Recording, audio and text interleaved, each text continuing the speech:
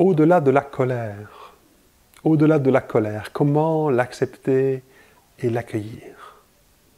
Ça peut paraître une idée un peu farfelue, hein, d'accueillir ou d'accepter la colère.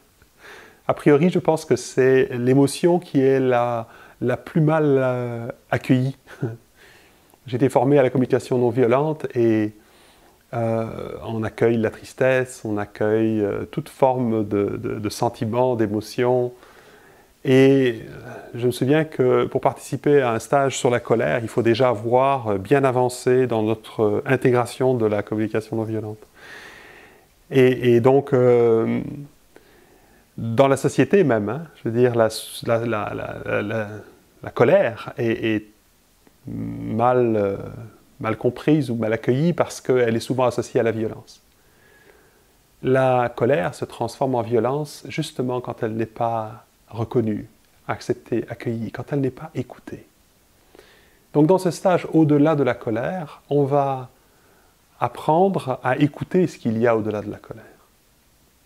Chacun à notre façon, on la vit différemment cette colère. Certains ont appris à ne jamais l'exprimer, d'autres explosent.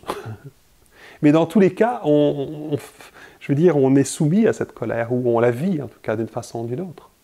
Pour ceux qui la retiennent, ça peut avoir des conséquences du type burn-out, épuisement, parce que c'est l'expression de quelque chose qui est important pour nous et qui reste non exprimé. Alors il y a un peu comme une implosion, on pourrait dire. Et pour ceux qui ont l'habitude d'exploser, alors il y a beaucoup de honte, il y a beaucoup de jugement envers soi, et ça peut aussi... alors on varie, hein, je veux dire, on n'est pas tout le temps en train d'exprimer notre colère et tout le temps en train de la retenir. Moi je sais que quand j'ai exprimé ma colère, il y avait tellement de honte qu'après je n'osais plus l'exprimer, donc elle était maintenue à l'intérieur. Et j'ai découvert, grâce à ce stage, parce que j'ai d'abord été participant à ce stage avant de l'animer, c'est Coralie Ram, ma compagne aujourd'hui, qui m'a initié, je dirais, à cette vision ou à cet accueil de la colère. Hein. Et pour moi, ça a été vraiment une découverte. J'ai vraiment ressenti qu'il y avait une énergie absolument extraordinaire dans cette colère qui pouvait être mise au service de la vie. Et le fait de la retenir ne nous rendait pas service.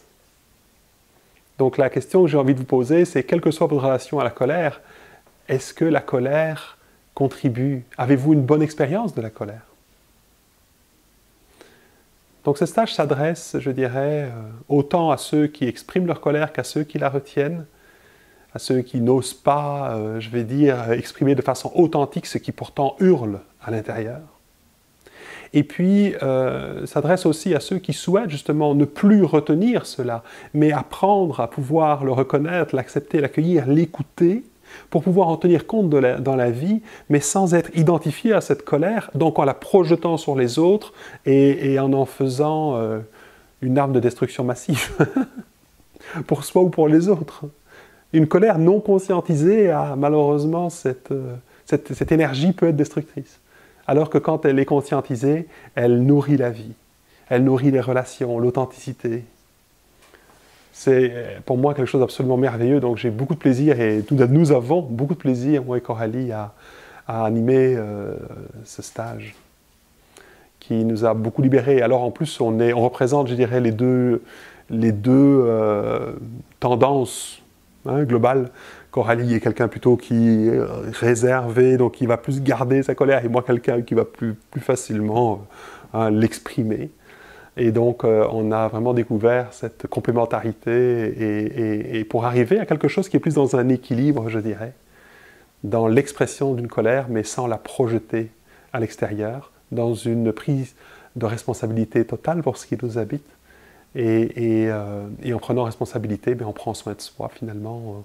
On prend soin de la vie, et voilà. Et c'est comme ça que l'énergie de la colère se met au service de la vie, en étant donc à l'écoute de ce qu'il y a en arrière, hein? Voilà, de ce qui réagit a priori. Donc moi, je vais arrêter d'en parler, ce que je vous propose, c'est de venir le vivre, de venir faire des expériences, parce que c'est l'essentiel de ce qu'on fait dans nos stages. On apprend, pour ceux qui ont du mal à exprimer leur colère, à l'exprimer sereinement, et à ceux qui sont habituellement explosifs à faire de l'espace à ce qui réagit en eux pour ne pas se laisser envahir ou dépasser par cette énergie, mais de pouvoir justement pleinement l'accueillir et la faire recirculer au service de leur vie. Voilà. Au travers donc d'exercices corporels, Coralie amène des pratiques de Qigong, on amène des pratiques de pleine conscience, et puis le processus d'auto-accompagnement en pleine conscience. Voilà, on s'amuse beaucoup, on rit beaucoup. Il y a toutes les émotions qui passent dans ce stage, parce que souvent la colère est une émotion de surface, on pourrait dire. Quand j'écoute ce qu'il y a derrière la colère, parfois il y a de la tristesse, parfois il y a d'autres choses. Ou inversement. Parfois on a l'impression qu'on n'est jamais en colère, mais dans le fond il y a une tristesse qui est là, et en arrière il y a de la colère. Enfin voilà. Donc il y a plein de choses qui se révèlent, et plein de choses qui peuvent donc se libérer à cette occasion-là. C'est très doux, c'est très touchant, très humain. C'est mon expérience que j'ai de ce stage. Et je vous propose de venir le vivre ensemble, et pour que vous puissiez toucher, goûter à la formidable énergie qu'il y a en arrière de la colère.